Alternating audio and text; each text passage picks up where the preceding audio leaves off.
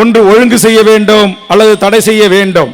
இதை விஜய் தொலைக்காட்சி நிர்வாகம் மாற்றி அமைக்கவில்லை, ஒழுங்கு செய்யவில்லை என்று சொன்னால் நிச்சயம் இதை நானே தலைமை ஏற்று அடித்து நொறுக்குவேன் என்று அறிவித்திருக்கிறேன்.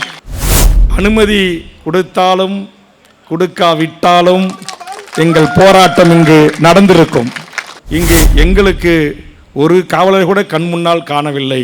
ஆனால் பிக் பாஸ் அரங்கத்திற்கு 500 காவலர்கள்.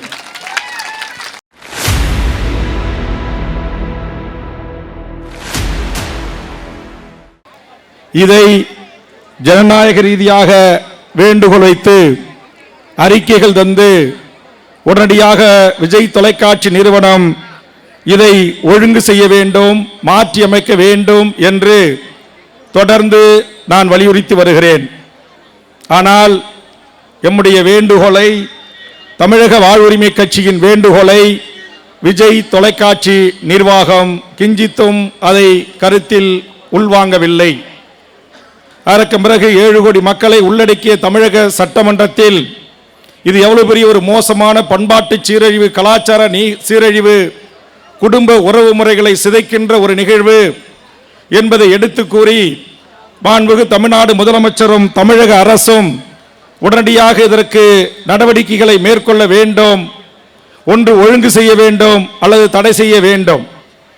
கர்நாடகத்தில் தடை செய்யப்பட்டிருக்கிறது, ஆந்திரா, கேரளா உள்ளிட்ட மாநிலங்களில் தடை செய்யப்பட்டு அதற்கு பிறகு ஒழுங்கு செய்யப்பட்டு மாற்றி அமைக்கப்பட்டிருக்கிறது. ஆனால் தமிழ்நாட்டில் எனக்கு முன்னால் பேசிய எமது சகோதரிகள் இங்கு தங்களுடைய வலிகளை, வேதனைகளை வார்த்தைகளால் கொஞ்சம் கடும் சொற்களை பயன்படுத்தி கூட எடுத்து வைத்திருக்கிறார்கள். ஆனால் இதை அரசும் இதுவரையில் நிறுத்துவதற்கான முயற்சிகளை மேற்கொள்ளவில்லை. பிக் பாஸ் நிர்வாகமும் இதை நிறுத்துவதற்கு முன்வரவில்லை. இதை ஒளிபரப்பு செய்கின்ற விஜய் தொலைக்காட்சியும் இதை நிறுத்துவதற்கோ மாற்றி அமைப்பதற்கோ முன்வரவில்லை.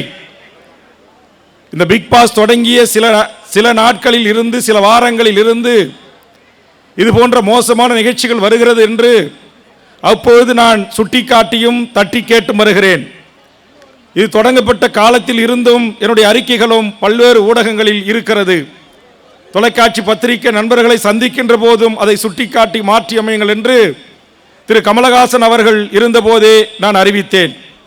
ஒரு நாள் உணர்ச்சி வயப்பட்டவனாக மிக மோசமான இது போன்ற காட்சிகளும் பதிவுகளும் நிகழ்வுகளும் நடைபெறுகிறது.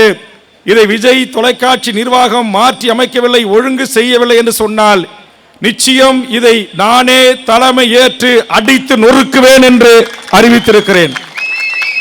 இது எல்லாம் கடந்த காலங்களில். ஆனால் இதற்கு வன்முறை தீர்வு அல்ல.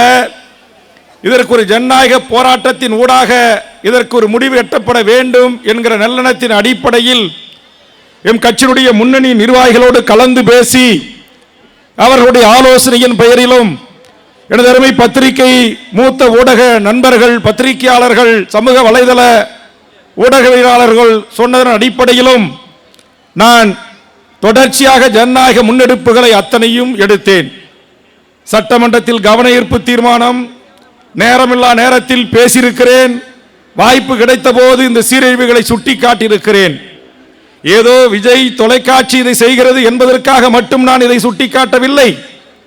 கலைஞர் தொலைக்காட்சியில் மாநாட மயிலாட என்கிற நிகழ்ச்சி நடைபெற்ற போது 2006, 2011 வரையிலும் குறிப்பாக ஈழத்தில் எம் தொப்புள் கொடி உறவுகள் கொத்து கொத்தாக உலக சமூகத்தால் தடை செய்யப்பட்ட ரசாயன பாஸ்பரஸ் குண்டுகளையும் ஆட்லரி பீரங்கிகளையும் ஏவுகணைகளையும் கொண்டு எம் மக்களை அழித்து ஒழித்த போது அந்த இனப்படுகொலைக்கு நீதி கேட்டு வீதிக்கு வர வேண்டிய எமது தமிழ் மக்கள், எமது தாய்மார்கள், என் தங்கைகள் கலைஞர் நிகழ்ச்சி, கலைஞர் தொலைக்காட்சியில் நடத்தி வருகின்ற மாநாட மயிலாடை பார்த்து அவன் மானம் மழுங்கி கொண்டிருக்கிறது என்கிற வேதனை வரிகளை பதிவு செய்தேன். அன்றைக்கு அவையில் இருந்த கலைஞர் அவர்களும் சமீபத்தில் என்னோடு வாதிட்ட துரைமுருகன் அவர்களும் ஒரு பதிலை சொன்னார்கள். இந்த பதிலை நான் இங்கு சொல்ல விரும்பவில்லை. என் தாய்மார்களை, என் தமிழ் இளைஞர்களை, என் தமிழ் குடும்பங்களை கொச்சைப்படுத்துவதற்கு நான் உடன்படவில்லை. ஆதலால் அது பிக் பாஸாக இருக்கலாம், ஹாப்பி ஸ்ட்ரீட் நிகழ்ச்சியாக இருக்கலாம், பேட் வெட்டிங்காக இருக்கலாம், நேற்றைய தினம் தடை செய்யப்பட வேண்டும் அல்லது பெயர் மாற்றம் உடன் படம் வெளிவர வேண்டும் என்று சொன்ன தமிழ் விடுதலை போராட்டத்தில் மாபெரும் தியாகத்தின் முதல் கரும்பொலி மாவீரன் மில்லர் அவர்கள் பெயரை தாங்கி வெளிவர இருந்த படத்தின் பெயரை சினிமா என்கிற ஒரு பொழுதுபோக்குக்கு சூட்டி அந்த மாபெரும் வீரனுக்கு அழுக்கை தேடி தராதீர்கள் என்கிற எனது வேண்டுகோளாக இருக்கலாம். தமிழ் சமூகத்திற்கு அப்போது எதெல்லாம் தீங்கு என்று என் தமிழ் சமூகம் கருதுகிறதோ, என் தாய்மார்கள் கருதுகிறார்களோ, என் இளைஞர்கள் கருதுகிறார்களோ, எனது நியாயமான கண்ணியமான மூத்த பத்திரிகை ஊடக நண்பர்கள் விவாத பொருளாக ஆக்குகிறார்களோ, அதையெல்லாம் நான் அவ்வப்போது அறிக்கையினூடாக கண்டித்திருக்கிறேன், எச்சரித்திருக்கிறேன். தேவை ஏற்படுகின்ற போது ஜனநாயக மாண்புடன் போராட்டங்களை முன்னெடுத்திருக்கிறேன். அந்த அடிப்படையில் தான் இன்றைக்கு இந்த போராட்டத்தை எங்கள் கட்சியினுடைய மகளிரணி பொறுப்பாளர்கள் தமிழ்நாடு முழுவதும் வருகை தந்து ஒரு முதல் கட்டமாக ஒரு ஜனநாயக எதிர்ப்பை இங்கு இந்த பிக் பாஸ் நிறுவனத்திற்கு எதிராக, அந்த நிகழ்ச்சிக்கு எதிராக, அது நடைபெறுகின்ற அரங்குக்கு முன்பாக இந்த போராட்டத்தை நாங்கள் முன்னெடுத்திருக்கிறோம். இதற்கு காவல்துறை, ஆவடி மாநகராட்சி உரிய அனுமதியை நமக்கு முதலில் தரவில்லை.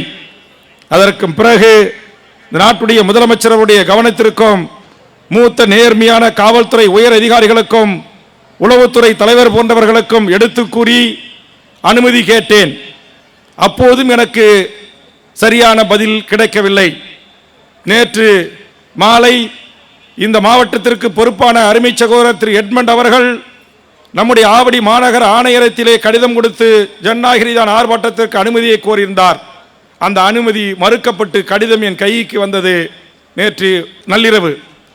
அந்த கடிதத்தை எடுத்துக்கொண்டு முதலமைச்சர் இருந்த ஒரு நிகழ்வுக்கு சென்று மேடையில், இது நியாயமா? என்னுடைய போராட்ட வடிவங்களே வேறு. நான் என் ஆயிரக்கணக்கான பெண்களை திரட்டி ஜனநாயக ரீதியாக ஒரு ஆர்ப்பாட்டம் நடத்துவதற்கு அனுமதி கேட்டிருக்கிறேன். உங்கள் காவல்துறை அனுமதியை மறுத்திருக்கிறது. இது நியாயமா என்று கேட்டேன். கோபப்படாதீர்கள், கோபித்துக் கொள்ளாதீர்கள். நான் அனுமதி ஜனநாயக ரீதியாக உங்கள் போராட்டத்திற்கு, அதுவும் ஆர்ப்பாட்டத்திற்கு அனுமதி அளிக்க உத்தரவிடுகிறேன் என்று மாண்புமிகு தமிழ்நாடு முதலமைச்சர் அவர்கள் இதில் தலையிட்டு இந்த அனுமதியை எமக்கு தந்திருக்கிறார்.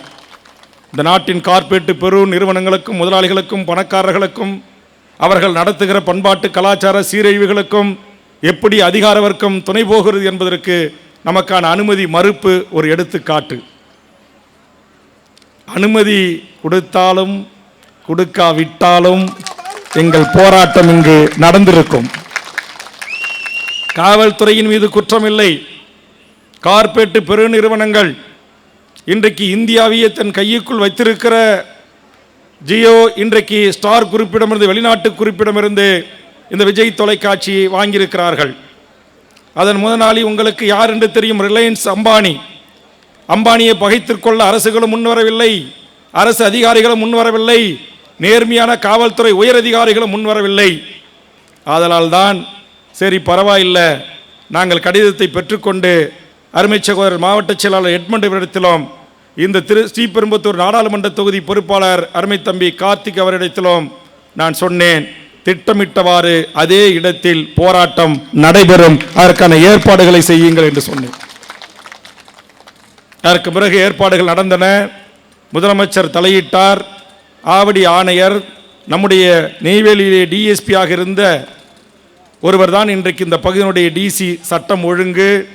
அவர் இந்த பகுதியினுடைய ஆய்வாளர், உதவி ஆய்வாளர், அசிஸ்டன்ட் கமிஷனர், டிப்யூட்டி கமிஷனர் என்று பல உயர் அதிகாரிகள், உளவுத்துறையினுடைய எஸ்எஸ்பியிலிருந்து ஐஜி வரையிலுமான அதிகாரிகள் என்று எல்லா அதிகாரிகளிடத்திலும் பேச்சுவார்த்தை நடத்தி இந்த அனுமதியை பெற்று ஜனநாயக ரீதியாக பிக் பாஸ் அரங்கத்திற்கு ஒரு சின்ன கீறல் கூட இல்லாமல் என்னுடைய மகளிர் பிரிவு இந்த போராட்டத்தை மிக கண்டிப்புடனும் ஒழுங்குடனும் இங்கு கண்டனத்தை பதிவு செய்து நிறைவேற்றியிருக்கிறார்கள். இந்த போராட்டம் இன்றைக்கு நிறைவு செய்யப்பட்டிருக்கிறது. நான் நன்றி சொல்ல வந்திருக்கிறேன். அனுமதி அளித்த முதலமைச்சர் இங்கு எங்களுக்கு ஒரு காவலர் கூட கண் முன்னால் காணவில்லை. ஆனால் பிக் பாஸ் அரங்கத்திற்கு 500 காவலர்கள். நல்லா இருக்கு உங்க ஜனநாயகம், மிகச்சிறப்பாக இருக்கிறது. பணக்கார என்னுடைய இளைய தலைமுறை பெண்களின் மானத்தை காவு வாங்குகின்ற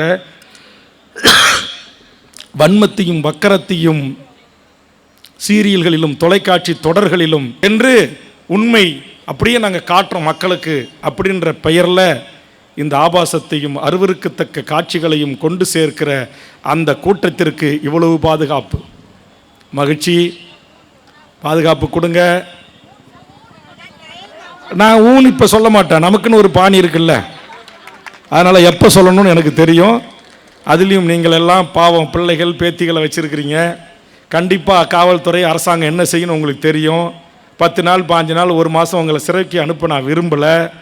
அதை விரும்பி இன்முகத்தோடு சிரித்த முகத்தோடு ஏற்றுக்கொண்டு சிறை செல்வதற்கு என்னிடத்தில் ஒரு கூட்டம் இருக்கிறது. ஆக அந்த கூட்டத்தை காவல்துறையிலே வச்சிருப்பாங்க. ஸ்பெஷல் ஸ்போர்ட்ஸ், கமாண்டோ படை, அதிரடி படை, சட்ட ஒழுங்கை காப்பாற்ற அது வந்து நிற்கும். வெறப்பா லெட்டியை கையில் வச்சுக்கிட்டு துப்பாக்கியை கையில் பிடிச்சிக்கிட்டு அதை எதிர்கொள்வதற்கும் நான் ஒரு படை வச்சிருக்கிறேன். அது என் தமிழர் படை. அதனால ஜனநாயக ரீதியாக நம்ம சொல்லியிருக்கிறோம். 7 கோடி மக்களுடைய உச்சபட்ச அதிகார மையம் சட்டமன்றம் பேசிட்டோம், கவன ஈர்ப்பு கொடுத்துட்டோம், முதலமைச்சருக்கு கடிதம் கொடுத்துட்டோம், எல்லா காவல்துறை டிஜிபி ஏடிஜிபி கமிஷனர் எல்லாருக்கும் இதில் ஏற்படுற பாதிப்புகளை விரிவாக எழுதியாச்சு. திரும்பவும் அது நடக்குது அப்படின்னா அதை தமிழ்நாட்டில் எம் தமிழீழ தேசிய தலைவர் மேதகு வேவண்ணா பிரபாகரன் என்கிற மகத்தான தலைவரை தலைவராக ஏற்றுக்கொண்ட என் தம்பிமார்களும் என் தங்கைமார்களும் எதற்கும் நாங்கள் தயார் என்று பேசிய எங்கள் மகளிர் பிரிவும் உங்களுக்கு எங்கள் மொழியில் விரைவில் சரியான பாடத்தை நாங்கள் தெரிவிப்போம் என்பதை மட்டும் இந்த நேரத்தில் தெரிவித்து